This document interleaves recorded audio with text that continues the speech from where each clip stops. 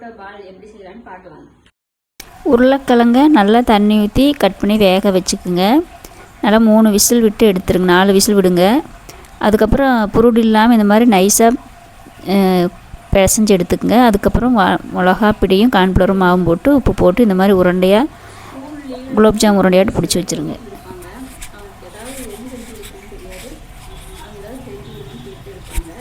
உருளைக்கிழங்குன்னா இந்த மாதிரி வேக வச்சு பொடிச்சு கூட மிளகா பிடியும் கார்ன்ஃப்ளவர் போட்டு இந்த மாதிரி உருண்டை பிடிச்சி வச்சு எண்ணெயில் பொரிச்சு தக்காளி சாஸ்னா போட்டு சாப்பிட்டு கொடுக்குறதுன்னா ரொம்ப ஹாப்பியாக சாப்பிடுவாங்க. எல்லாத்துக்குமே ரொம்ப பிடிக்கும். நீங்கள் என்னென்ன குழந்தைகள் செஞ்சு கொடுக்குறீங்கன்னு சொல்லி கமெண்ட்டில் போடுங்க.